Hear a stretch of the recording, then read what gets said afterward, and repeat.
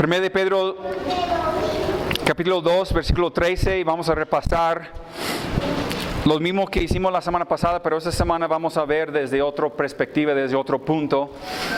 Entonces dice la palabra de Dios, 1 de Pedro 2, 13. Por causa del Señor, someteos a toda institución humana, ya sea al rey como a superior, y a los gobernadores como por él enviados para castigo de los malhechores y alabanza de los que hacen bien. Porque esta es la voluntad de Dios, que haciendo bien hagáis callar la ignorancia de los hombres insensatos. Como libres, pero no como los que tienen la libertad como pretexto para hacer lo malo, sino como siervos de Dios. Honrad a todos, amad a los hermanos, temed a Dios, honrad al Rey. La semana pasada llegamos a la conclusión de que nosotros debemos de siempre tener una actitud de obediencia hacia las autoridades. Nuestra postura debe de ser de someternos a nuestras autoridades, ¿sí? Pero también llegamos a la conclusión de que hay momentos en donde el cristiano, hay momentos cuando la iglesia también como un cuerpo debe de desobedecer o rebelarse contra el mismo gobierno. Cuando el gobierno prohíbe lo que Dios manda, cuando el gobierno prohíbe lo que Dios manda, entonces tenemos que desobedecer. Por ejemplo, si nos manda algún día no proclamar el evangelio, si nos manda como les hicieron a los discípulos en Hechos, que no pueden hablar en el nombre de Cristo, nosotros no podemos obedecer al gobierno. Porque están prohibiendo algo que Dios nos manda hacer, y eso es compartir el evangelio. Cuando el gobierno manda lo que Dios prohíbe. Cuando el gobierno manda lo que Dios prohíbe. Por ejemplo, el aborto. Si tú eres un doctor y el gobierno llega diciéndote, tú debes de proveer el aborto, tú como cristiano no puedes. O como vimos en China, que el gobierno llegue y dice, tú solamente puedes tener un solo hijo, y los demás, si te embarazas otra vez, te vamos a obligar al aborto. No podemos participar en eso como cristianos. O como vimos en los ejemplos de Daniel y de otros, de Sadrach, Mesach, Abednego, de que deben de postrarse delante de un ídolo o una imagen. Si el gobierno llega algún día y dice que debemos de dar adoración a una persona o una imagen o algo así, o un ídolo, pues tenemos que rebelarnos. ¿Por qué? Porque están mandando algo que Dios prohíbe. Y luego hay otro área que a lo mejor es una área de gris según muchas personas, pero nosotros creemos que es una área blanco y negro, pero es cuando el gobierno manda lo que no es suyo mandar. Por ejemplo, cuando ellos intentan dictar los elementos esenciales de la adoración en una iglesia local. Como platicamos la semana pasada, y vamos a ver un poco más acerca de eso hoy, pero cuando el gobierno manda lo que no es suyo mandar, o digo, cuando ellos sobresalen de su autoridad y su rol y su responsabilidad y su deber, entonces nosotros tenemos que tomar la decisión en algunas ocasiones de desobedecer el gobierno. Entonces, cuando nuestra responsabilidad hacia Cristo nos lleva al conflicto con el gobierno, debemos también, como vimos la semana pasada, estar dispuestos a sufrir las consecuencias por nuestra desobediencia. Sufrir las consecuencias por haber hecho lo correcto, por haber hecho el bien en el momento. Y no lo vamos a ver, pero en capítulo 2, aquí en Pedro, versículos 19 al 21, también en capítulo 3, versículos 13, 14, 17, capítulo 4, versículos 14 al 16, Dios dice, y Cristo habla de que debemos de sufrir por hacer el bien y no por hacer el mal. Y dice que no debemos de sufrir por el mentir o robar o matar, pero debemos de sufrir por hacer el correcto, ¿sí? Por hacer el bien. Y debemos de encomendar a nuestra vida a Dios. En capítulo 4, versículo 19, Él dice, de modo que los que padecen según la voluntad de Dios, encomienden sus almas al fiel Creador y hagan el bien. Entonces siempre debemos hacer el bien. Nosotros como cristianos debemos de tener esa postura de obediencia y de siempre hacer el bien y hacer lo correcto, pero a veces el hacer el bien nos pone en conflicto con el gobierno. Entonces mejor sufrir por hacer lo correcto que sufrir las consecuencias por hacer el mal.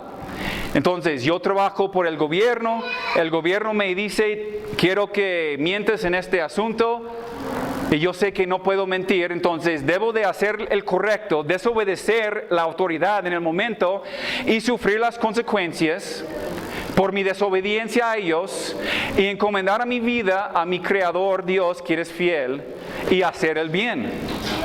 ¿Sí? Esa es la postura que debemos de tener. Y ahora, para introducir el tema de hoy, tengo que mencionar un pastor que se llama James Coates, que es un pastor, no sé si han escuchado de él, es un pastor en Canadá, que hace 2 meses lo encarcelaron. ¿Por qué? Preguntes, ¿por qué encarcelaron a un pastor en Canadá? Porque él se reunía toda la iglesia para el día del Señor. Porque ellos como congregación tomaron la decisión de reunirse de la misma manera que estamos reuniendo nosotros. El gobierno llegó el día siguiente y lo llevó a la cárcel, y él duró 35 o 40 días en la cárcel. ¿Por qué? Por reunir a su congregación.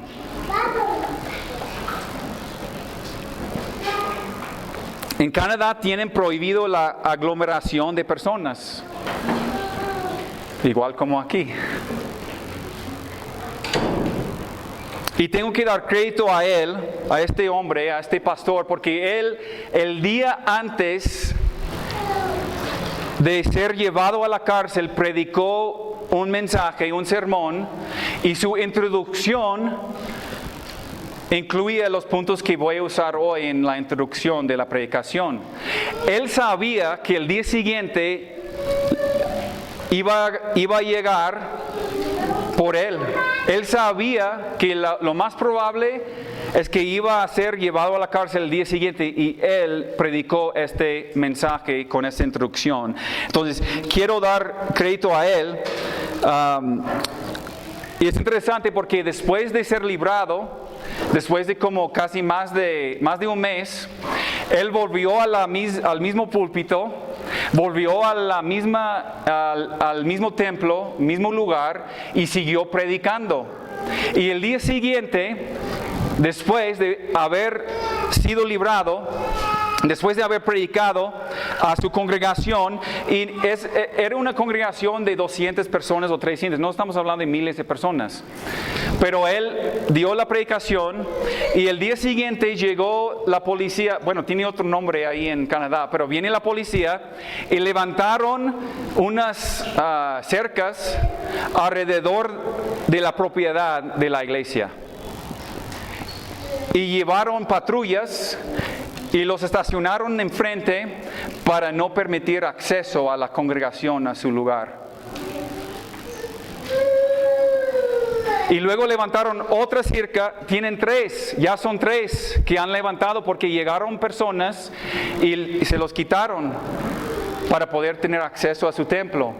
Y llegó otra vez y levantaron otro y otro. Bueno, el domingo siguiente, esa congregación de 200, 300 personas se reunieron en un lugar escondido y siguen teniendo sus reuniones, sabiendo que el gobierno quiere perseguirlos y está persiguiéndolos, y que el gobierno los quiere llevar a la cárcel y hacer un ejemplo de estos cristianos. ¿Sí? Entonces, quiero dar crédito a este hombre, a este pastor, porque los 4 puntos que voy a dar en la introducción, pues, vienen de él, no son míos esos puntos, pero mire, estamos viviendo nosotros en una época donde a nuestro alrededor vemos a iglesias con una teología deficiente en cuanto a su eclesiología. Es el primer punto. Vamos a ver 4 deficiencias.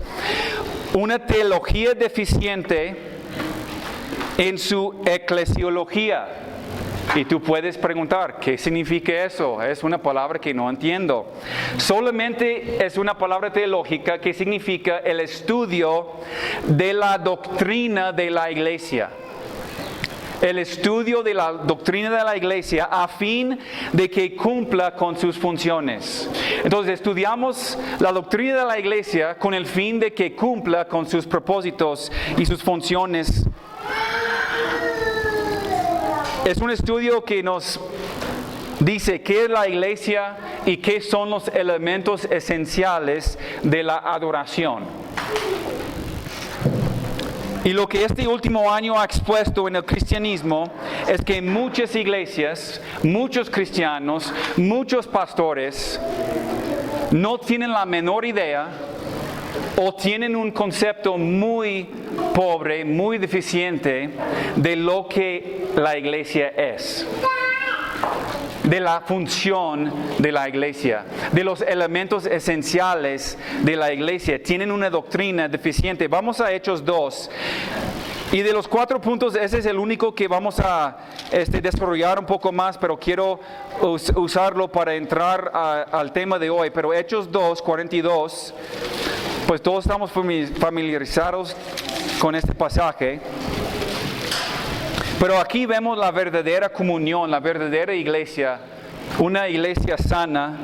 Es la iglesia primitiva, la primera iglesia después de Pentecostés. Y de versículo 42 dice: y perseveraban en la doctrina de los apóstoles, en la comunión unos con otros, en el partimiento del pan y en las oraciones, y sobrevino temor a toda persona, y muchas maravillas y señales eran hechas por los apóstoles. Todos los que habían creído estaban juntos y tenían en común todas las cosas, y vendían sus propiedades y sus bienes y lo repartían a todos según la necesidad de cada uno. Y perseverando unánimes cada día en el templo y partiendo el pan en las casas, comían juntos con alegría y sencillez de corazón, y alabando a Dios y teniendo favor con todo el pueblo, el Señor añadía cada día a la iglesia los que habían de ser salvos. No tenemos tiempo para desarrollar toda la doctrina o teología de la iglesia, pero quiero anotar y apuntar aquí que vemos varias cosas aquí. Perseverando unánimes en la doctrina y la enseñanza. Vamos viendo cosas esenciales de una iglesia sana. Participando diario en comunión los unos con los otros. Participando regularmente en la cena del Señor. Unidos en oración. Unidos con propósito. Unánimes en su deseo de seguir y servir a Cristo. Bajo un liderazgo de pluralidad de líderes, de los apóstoles, viviendo vidas apartadas, vidas de santidad, vidas reverentes, activamente sirviendo y amando los unos a los otros, practicando la hospitalidad día tras día. ¿Qué más? Conviviendo con el propósito de estimular el uno al amor y las buenas obras, participando en el culto todos los domingos en el templo, congregándose durante la semana con los hermanos también, regularmente compartiendo su fe con el mundo perdido, y también siempre buscando multiplicarse, hacer discípulos. ¿Y qué dice? Que dice que Dios bendice a este grupo y el nombre de Cristo es reconocido en el pueblo a través de la fidelidad de estos hombres.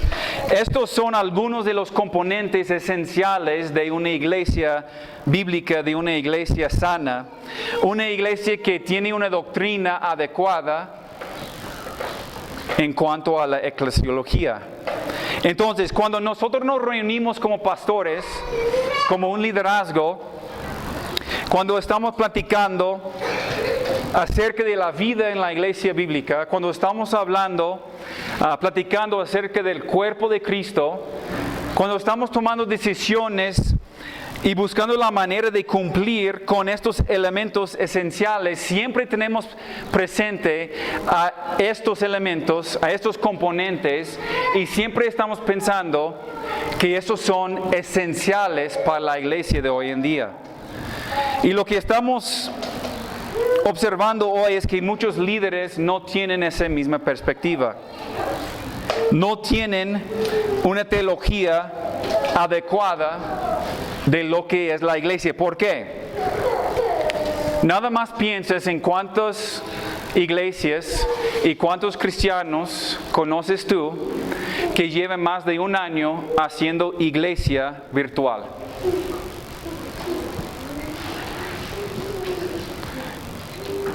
Como si existiría tal cosa.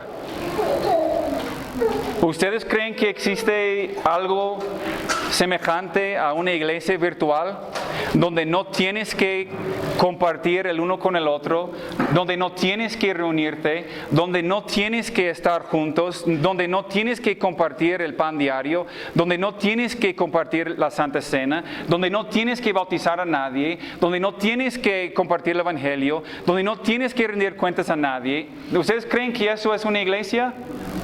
Y esos pastores no solamente están practicando eso, pero están diciendo y promoviéndolo como si fuera una nueva estrategia y una evolución en la iglesia. Pero te pregunto otra vez, ¿es posible cumplir con estos elementos esenciales, esos componentes, en una manera virtual? No, no es posible. Y relacionado con ese tema es el segundo punto. Muchos tienen una interpretación deficiente de las Escrituras. Entonces, una teología deficiente de la iglesia y ahora una deficiencia en su interpretación. ¿Por qué? Porque esos mismos pastores y cristianos, ellos mismos concluyen que si las Escrituras no dicen explícitamente capítulo y versículo, si no aparecen las palabras Dios te manda o Dios dice, entonces tenemos toda libertad en nuestra aplicación en todas las áreas. Y aquí podemos ver en Hechos 2:42 al 46 que no dice, Dios dice que tienes que hacer esto. No lo dice. Entonces ellos mismos dicen, es porque la Biblia no dice explícitamente, entonces tenemos toda la libertad. Pero fíjense en eso, hermanos. Ellos no niegan que aquí en Hechos 2, no nieguen que estos son elementos componentes de una iglesia local. Ninguno de ellos niegan que estos son elementos o componentes de una iglesia. Lo que ellos niegan es que esos son elementos esenciales. Entonces, ellos argumentan es que las Escrituras no dicen, entonces el gobierno no nos está pidiendo pecar o no nos está pidiendo desatender un deber espiritual. Entonces debemos de obedecer al gobierno. ¿Por qué? Porque esos elementos sí son elementos, pero no son esenciales. Entonces, esto revela una falta en su interpretación, una deficiencia en la interpretación de las Escrituras. La palabra de Dios, en su gran mayoría, no nos da mandatos directos. En la gran mayoría nos da principios bíblicos que impliquen una obediencia o una respuesta de nuestra parte. Entonces nosotros tenemos que desarrollar discernimiento para poder aplicar bien y interpretar bien la Escritura para poder agradar a nuestro Dios, porque solamente son 10 mandamientos, hermanos, ¿sí? Y los primeros 4 son iguales. Pues tenemos que adorar a Dios sobre todo. Entonces realmente son 7 nada más. Los primeros 4 que son 1 y los demás. Y luego después pues hay muchos mandatos que sí da los apóstoles y que da Cristo y todo, pero en la mayoría pues son principios que debemos de poder interpretar para poder servir y honrar a Dios bien y para poder aplicar a nuestra situación. Entonces, una deficiencia en la teología de la iglesia, una deficiencia en la interpretación, y la tercera es una deficiencia en nuestra teología en cuanto a la persecución. Una deficiencia en nuestra teología en cuanto a la persecución. Muchos son ignorantes en cuanto cuando se trata de definir qué es la persecución. Y ellos dicen, la iglesia no está siendo perseguida en este momento, entonces tenemos que obedecer el gobierno. Y yo estoy de acuerdo. En el mundo, incluso aquí, la iglesia no está siendo perseguida, no está siendo aislada y perseguida por ser cristianos, por seguir a Cristo. Yo no creo que estamos sufriendo persecución en este momento. Pero mire, nuestra tendencia es pensar que persecución solamente es persecución si está dirigida exclusivamente a la iglesia. Y al menos que la iglesia está experimentando persecución directa, debemos obedecer al gobierno. Pero lo que tenemos que entender es que la persecución muchas veces viene como resultado de nuestra desobediencia. Otra vez le digo, la persecución normalmente viene porque tenemos que desobedecer algo y luego viene la persecución. Para los que dicen que siempre debemos obedecer al menos que estemos enfrentando una persecución, entonces jamás van a tener que desobedecer ellos, porque nunca van a enfrentar persecución. Incluso hay iglesias en China que no enfrentan nada de persecución. ¿Por qué? Porque ellos obedecieron al gobierno al 100 y ahora el gobierno les dicta a los pastores qué es lo que pueden predicar y qué es lo que no pueden predicar. Y ellos dicen, no estamos pasando persecución, es porque ustedes no están predicando la palabra. Ustedes solamente están predicando lo que el gobierno les dé este privilegio de predicar. Las iglesias que están sufriendo persecución son las iglesias que dijeron, no vamos a registrarnos con el gobierno, no vamos a sujetarnos a la autoridad del gobierno, porque el gobierno tiene derecho de decirnos qué podemos predicar y qué no podemos predicar. Por su desobediencia están sufriendo persecución en China. Entonces, la obediencia a Cristo es el catalizador para la persecución. No esperamos la persecución para obedecer a Cristo. Es nuestra obediencia a Cristo que la gran mayoría de veces nos llevaría a sufrir persecución. Y la semana pasada vimos Daniel, los 3 jóvenes, los apóstoles, Pablo, todos desobedecieron al gobierno para obedecer a Cristo y luego vino la persecución. Entonces, los que dicen que no podemos desobedecer porque no estamos sufriendo persecución directa, tienen una deficiencia en su teología en cuanto a la persecución. Y la última, conectado a es una deficiencia en nuestro conocimiento de la historia. Tanto la historia de la iglesia como la historia del mundo. Y eso nos lleva muchas veces a ser susceptibles a la decepción. Tanto la decepción teológica como la política.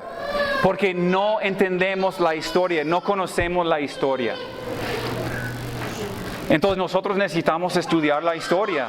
Tanto la historia de la iglesia como la historia del mundo, de los gobiernos, el ascenso y la caída de los gobiernos, de los imperios, para poder entender el patrón de la historia, para no repetirla.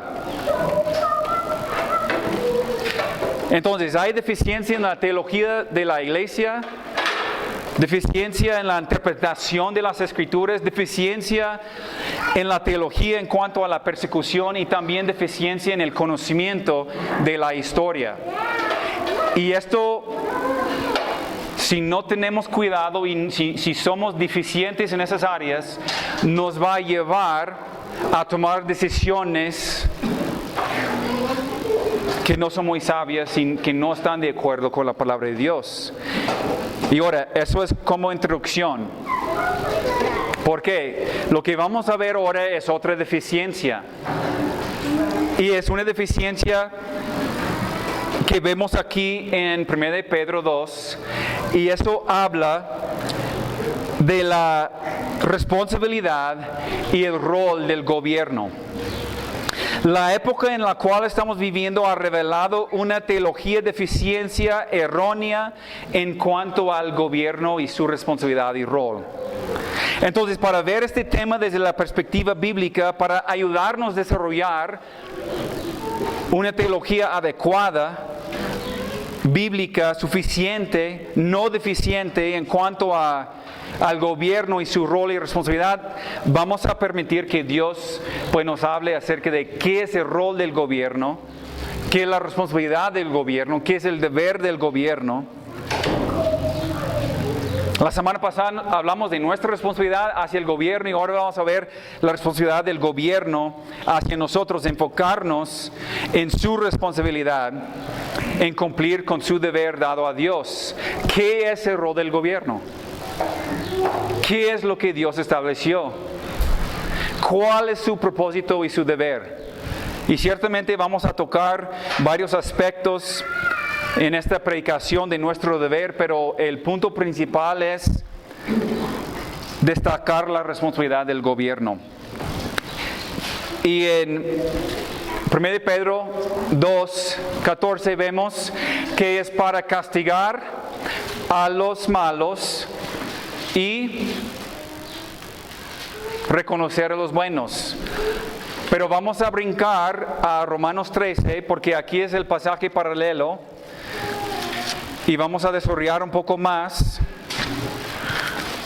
de la panorama. Romanos 13.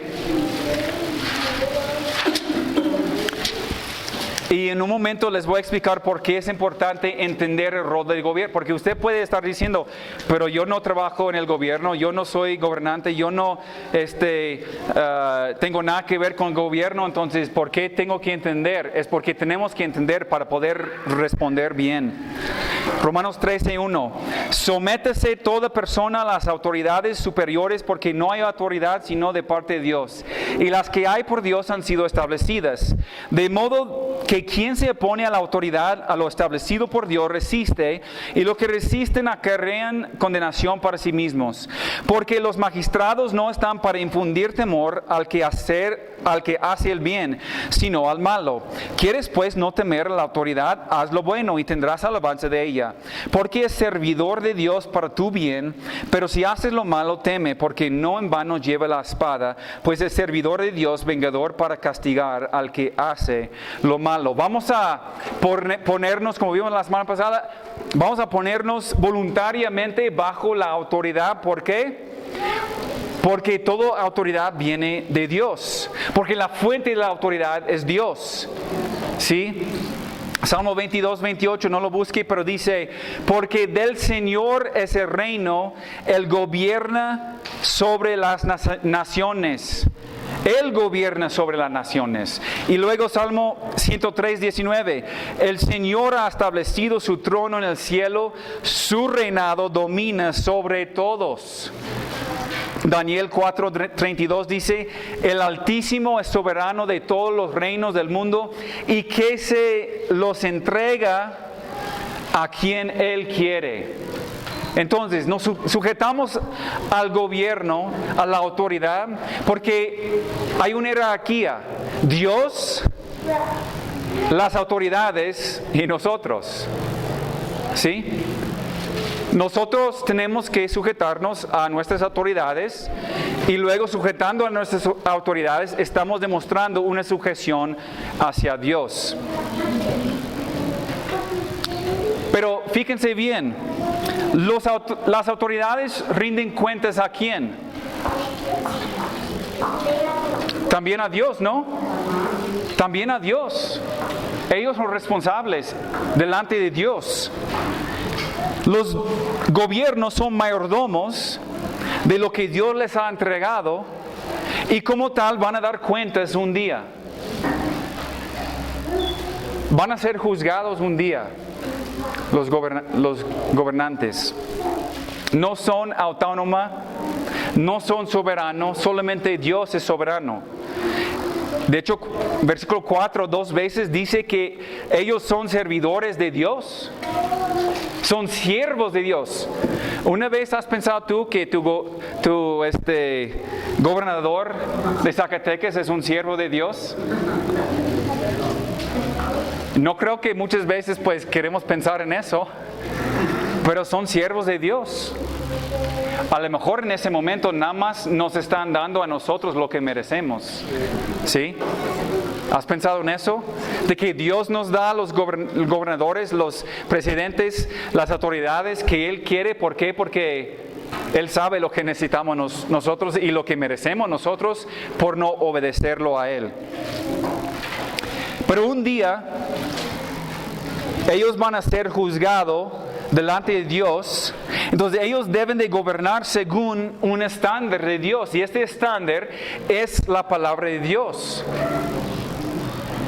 Este estándar es la verdad de la palabra de Dios. Pero Romanos 1:18 nos dice que la misma gente, los hombres, detienen la verdad con injusticia. Por ser malos, detienen la verdad. Entonces, ¿tú crees que los gobiernos del mundo entienden su responsabilidad delante de Dios? ¿Tú crees que nuestro gobierno aquí en Zacatecas entiende que es responsable delante de Dios de gobernar de acuerdo con el estándar de Dios? No creo. No creo. Y de hecho, con su maldad obstruyen activamente la verdad de Dios, la palabra de Dios, el estándar de Dios. Ellos no entienden su rol y su responsabilidad. Entonces eso nos lleva a otra pregunta. ¿Quién tiene la responsabilidad de enseñarles de su rol y de su responsabilidad? ¿O quién debe de llamarlos a arrepentimiento? Nosotros, la iglesia. ¿Por qué? Porque nosotros no detenemos la verdad. Porque nosotros entendemos el estándar de Dios. Porque Dios nos entregó a nosotros la verdad. Nos entregó la revelación y tenemos una responsabilidad proclamar la verdad y esa revelación.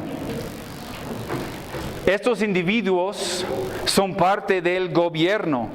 Son seres humanos, son individuos responsables delante de Dios por su conducta. Entonces, no vamos a verlos como el gobierno, vamos a verlos como individuos.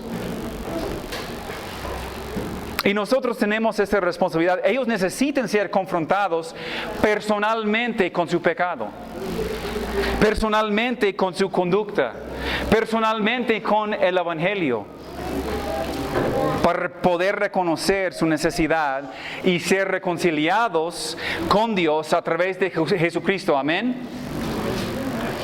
Y nosotros tenemos esa responsabilidad. No principalmente participando en huelga contra el gobierno. Eso no es nuestra responsabilidad. No participando en manifestaciones contra las autoridades y las leyes. Esto principalmente no es nuestra responsabilidad. Sino a través de nuestro testimonio de una vida recta,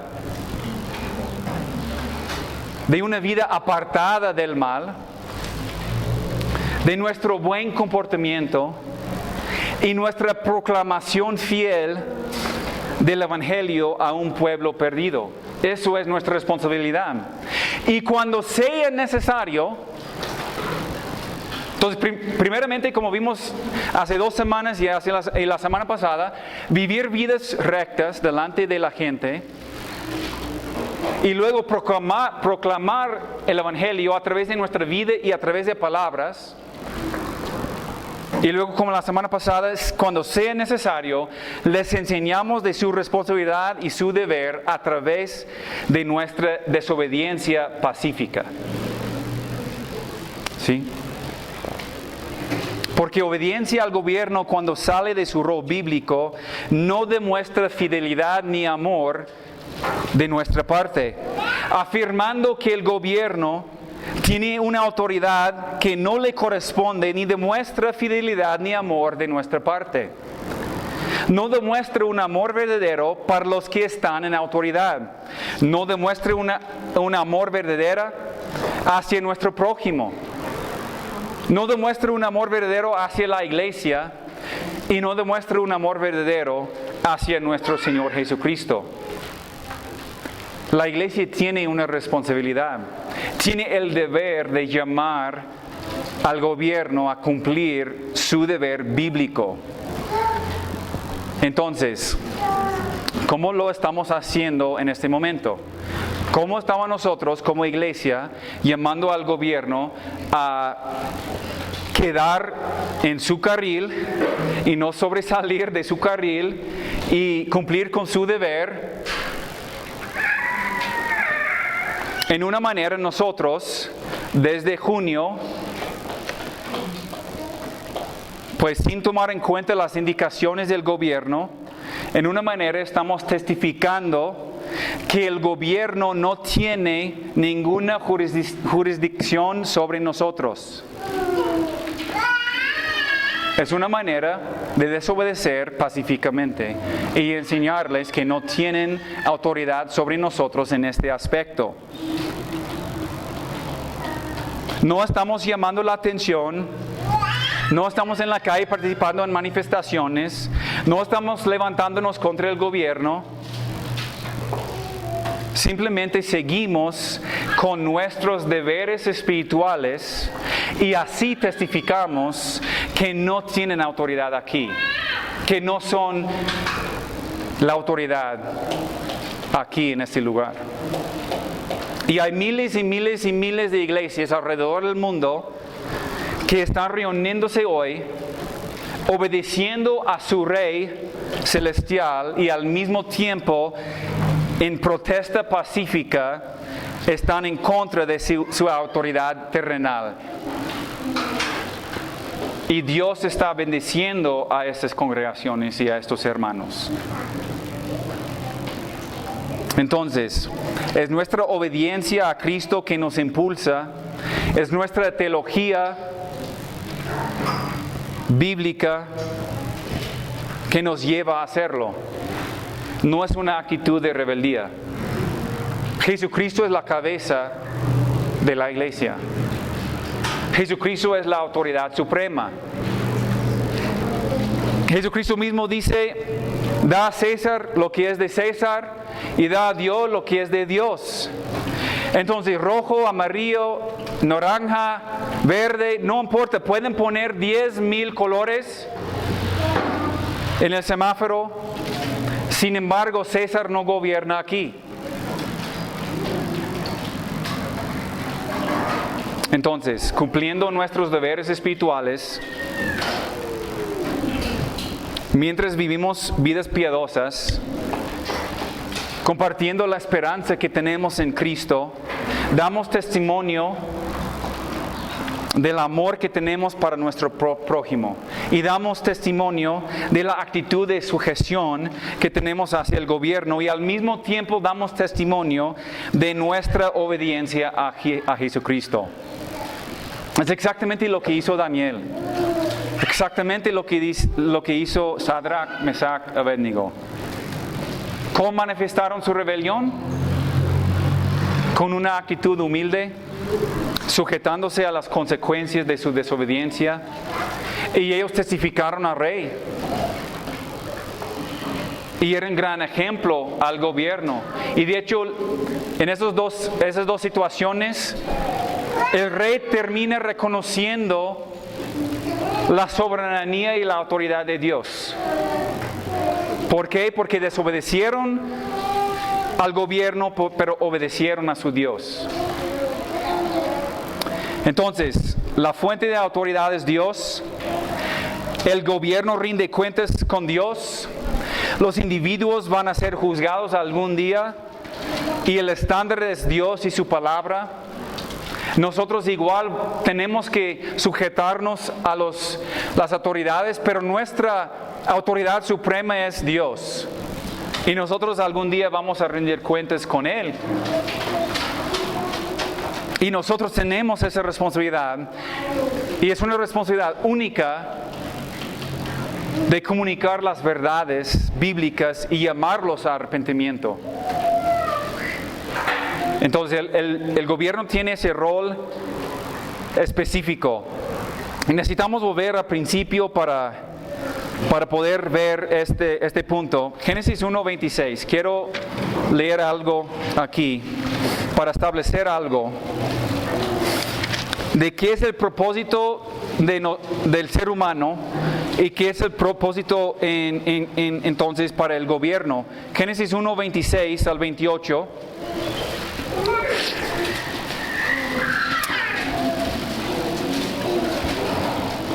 Entonces dijo Dios: hagamos al hombre a nuestra imagen, conforme a nuestra semejanza. Y fíjese bien, y el hombre señoree en los peces del mar, en las aves de los cielos, en las bestias en toda tierra y en todo animal que se arrastra sobre la tierra. Y creó Dios al hombre a su imagen, a imagen de Dios lo creó, varón y hembra los creó. Y los bendijo Dios y les dijo: fructificad y multiplicaos, llenad la tierra y sojuzgadla, y señoread en los peces del mar, en las aves de los cielos, en todas las bestias que se mueven sobre la tierra. Hermanos, Dios crea al hombre y establece su responsabilidad única de señorear, de domar, de sojuzgar la tierra. Es un deber dado por Dios al ser humano. Y junto con ese deber que nos da Dios, junto con esa responsabilidad, Dios también establece unos derechos fundamentales, inalienables y unas libertades que son para todo ser humano. El derecho de trabajar es un derecho inalienable para cada ser humano, dado por Dios. El derecho de vivir, el derecho de la vida es un derecho dado por Dios. El derecho de adorar a Dios a través de nuestras vidas. O no adorar a Dios si no queremos. Es un derecho de cada ser humano. El derecho de tener una familia. El derecho de casarse, un hombre y una mujer, porque Dios estableció el matrimonio. Es un derecho inalienable de todo ser humano. El derecho de criar a su familia a su manera. El derecho de estar con su familia. De proteger a su familia. El derecho de adquirir bienes, terrenos, casas, propiedades. Es parte de señorear y sojuzgar la tierra. Y si el hombre desde el principio tiene responsabilidad de señorear y domar la tierra, entonces hay que tener un orden, ¿no? Hay que tener un orden. Y para tener un orden, hay que tener una estructura, un sistema, o podemos decir un gobierno que lleva a cabo un propósito.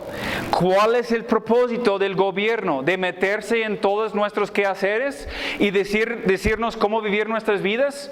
No, el propósito único del gobierno es proteger nuestros derechos dados por Dios.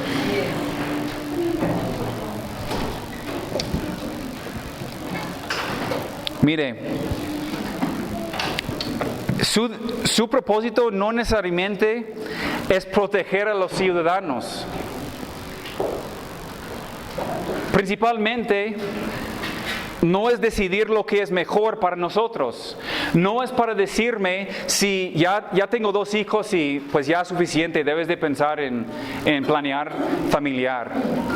O como escuchamos de nuestro hermano Raúl, que está en la sierra, que nos comentó de varias mujeres de la sierra que dieron la luz en la ciudad y que los doctores los operaron sin avisar. ¿Por qué? Porque ellos saben mejor que la misma persona en cuanto a la planificación familiar. Imagínense un gobierno que hace una operación de una mujer para que no puede tener otros bebés sin avisarla. Es nuestro gobierno. Y a fuerzas lo están haciendo también aquí en Zacatecas, manipulando a las mujeres. Otro hermano en Torreón nos comentó que llegó, después de dar la luz, llegó un doctor en Torreón, le dijo a la esposa: tu esposo dice que te vamos a operar. Y la esposa dijo: no hemos hablado de eso. Y el doctor dijo: no, es que apenas hablé con él. Y él dijo que le vamos a operar. Y dije: jamás me vas a operar sin hablar con mi esposo. Llama a mi esposo. El esposo llega y él dijo: el doctor salió y me dijo que tú quieres operarte. Es nuestro gobierno. ¿Sí? No están protegiendo la vida, no están protegiendo los derechos. Su deber no es meterse en las vidas y los asuntos de los ciudadanos, sino más bien su responsabilidad única es proteger los derechos inalienables de sus ciudadanos. El propósito de este gobierno debe de ser facilitar a la humanidad en su responsabilidad de ejercitar dominio sobre la tierra. Los gobiernos son responsables entonces de mantener un orden a través de leyes que protegen nuestros derechos. Y esos derechos dados por Dios. Génesis 9:6. Génesis 9:6. Hay una diferencia aquí, tenemos que establecerlo. El derecho o la responsabilidad de gobierno, yo he dicho, no es necesariamente proteger a los ciudadanos, es proteger los derechos de los ciudadanos, ¿sí? Mire, Génesis 9:6. Dios establece la pena de la muerte. En versículo 6, el que derramare sangre de hombre, por el hombre su sangre será derramada, porque a imagen de Dios es hecho el hombre. Aquí, hermanos, Dios introduce la ley de la pena de muerte, y con ella implica una estructura, un orden o un gobierno para llevar a cabo el castigo, porque sabemos de que Dios nunca tenía el plan de que si lleguen y matan a mi hijo, yo voy a matar a ese hombre. Eso no es el proceso. El proceso es establecer un orden, un gobierno para llevar a cabo la venganza. ¿Sí? No es venganza personal. ¿Sí? Como vimos en Hechos, en Romanos 13, ellos tienen la espada con un propósito. Dios es quien estableció ese orden. Entonces, un ser humano no tiene derecho de quitar el derecho de otro. ¿Cuál es el derecho que está quitando? El derecho de vivir. El gobierno está protegiendo. Al matar a un asesino, el gobierno no está protegiendo vida. Porque la persona que mató, ya mató una persona, ya mató una vida. No están protegiendo la vida, están protegiendo el derecho de la vida de los demás de sus ciudadanos. ¿Sí? ¿Por qué? Al poner la pena de muerte, estamos diciendo, si tú matas a una persona, tú vas a responder con tu propia vida.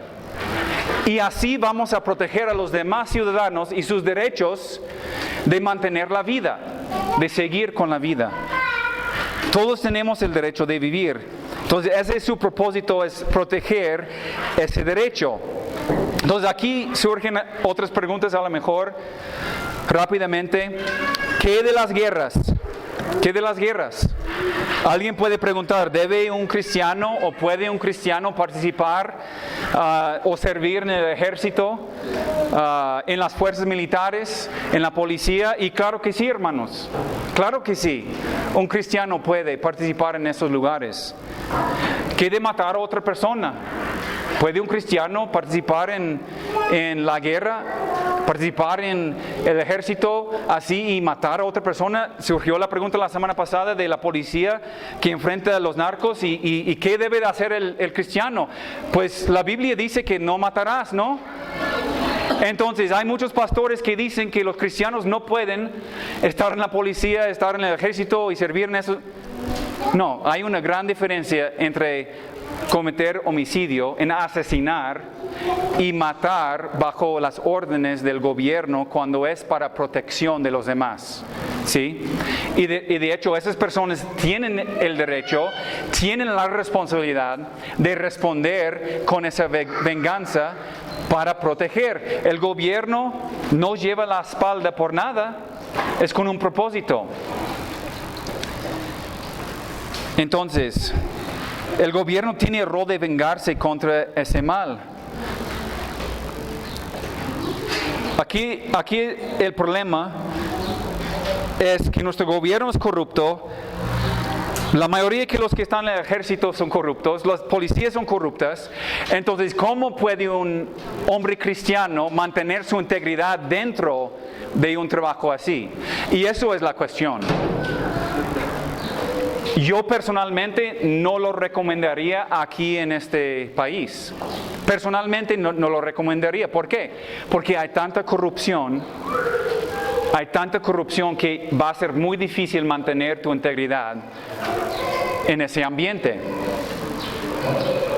Pero por ejemplo, en mi país, donde no hay tanta corrupción, sí, yo digo el gobierno es corrupto, pero al nivel del Estado, de las ciudades y de pueblos y todo eso, muchas veces hay gente honesta, hay gente buena, hay cristianos en esos lugares y están manteniendo la integridad de estos trabajos y estos lugares. Y yo creo que sí es posible en algunas situaciones. Aquí en este país va a ser muy difícil. Va a ser muy difícil. Mire, Dios hizo al hombre a su imagen, a su semejanza. Dios ha dado la autoridad al hombre para ejercer dominio sobre la tierra. Eso le otorga al hombre ciertos derechos inalienables para cumplir este propósito, y para facilitar esto, Dios establece el gobierno con el propósito de proteger los derechos dados por Dios. Como dice Romanos, el gobierno siendo un ministro para nuestro bien. Volvemos a Romanos 13. Si el gobierno cumple con su función, hasta ahora hemos visto el rol y la responsabilidad del gobierno. Si el gobierno cumple su función, les pregunto a ustedes, ¿no vamos a deleitarnos en el gobierno nosotros si está cumpliendo su función y su rol? Como ciudadanos, ¿no vamos a deleitarnos en el gobierno? Sí. ¿Por qué? Romanos 13. El problema es que cuando la autoridad del gobierno empieza a estorbar al hombre en su responsabilidad de cumplir con la misión de Dios, ya no funciona como Dios estableció. 13, versículo 3. Porque los magistrados no están para infundir temor al que hace el bien, sino al malo. ¿Por qué tenemos temor nosotros cuando nos para una patrulla o los soldados o alguien más? Porque no sabemos para qué están ahí. No sabemos si nos van a quitar la camioneta o si nos van a extorsionar. No sabemos por qué, porque es un gobierno corrupto a todos los niveles. Y dice, no debemos de tener temor de ellos. ¿Por qué? Porque hacemos bien nosotros. ¿Quieres pues no temer la autoridad? Haz lo bueno y tendrás alabanza de ella. Es muy difícil en nuestro país recibir alabanza del gobierno. Hay los que, yo te quiero decir, en los 9 años que llevo aquí, nosotros no hemos tenido menos 1 o 2 experiencias malas con esa gente. La mayoría de nuestras experiencias han sido experiencias buenas. También puede ser a lo mejor porque somos americanos, no sé. Pero en mi experiencia con esa gente ha sido experiencias buenas. Pero de todos modos no sabemos, porque hay muchísimos ejemplos que ustedes tienen. ¿Por qué? Porque, versículo 4, porque es servidor de Dios para tu bien. Pero si haces lo malo, teme, porque no en vano lleva la espada, pues es servidor de Dios, vengador para castigar al que hace malo. Entonces ellos tienen ese propósito, castigar a los que hacen el mal y proteger a los que hacen el bien. Entonces surge la pregunta, ¿quién determina lo que es bueno y malo? Obvio, es Dios. Es Dios. Nuestra cultura no define lo que es bueno y malo. Dios y su palabra lo determina, y eso solamente refuerza que el gobierno es obligado a gobernar de acuerdo con la palabra de Dios y con su voluntad. Una obligación por el cual cada uno será juzgado un día. Hermanos, el rol, la responsabilidad, el límite del poder del gobierno no es ambiguo. Pero todos entendemos que por el momento el gobierno no reconoce su deber bíblico y tampoco está cumpliendo con su deber de castigar a los que hacen mal y reconocer y proteger a los que hacen bien. En la mayoría, pues no están cumpliendo con ese rol. La gran mayoría, si no todos, son corruptos. Es un sistema corrupto. Y lo sabemos. Por eso Pablo nos da otra indicación. 1 Timoteo 2. Pablo nos da otra indicación.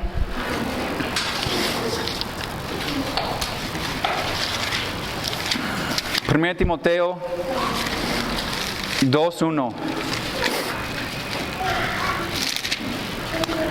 Exhorto ante todo a que se hagan rogativos, oraciones, peticiones y acciones de gracias por todos los hombres, por los reyes y por todos los que están en eminencia, para que vivamos quieta y reposadamente en toda piedad y en honestidad. Porque esto es bueno y agradable delante de nuestro Salvador, el cual quiere que todos los hombres sean salvos y vengan al conocimiento de la verdad. Una pregunta. ¿Cuánto tiempo, cuánto esfuerzo das tú a tu deber de orar por tu gobierno, de orar por las autoridades? ¿O nada más andas quejándote siempre de ellos? En esta semana, en este mes, ¿has orado por las autoridades? Para su arrepentimiento, para su salvación, para que nos permiten vivir vidas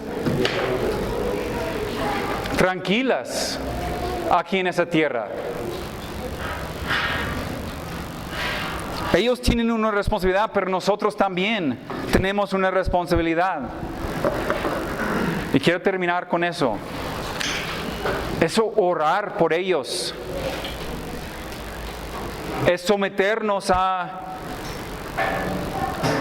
su autoridad, es vivir vidas piadosas, es hacer el bien, es proclamar la verdad con nuestra boca y con nuestra vida, cuando Dios nos da oportunidad. Y cuando sea necesario, es desobedecer con una actitud humilde, buscando en el proceso ser ejemplo y testimonio a las mismas autoridades.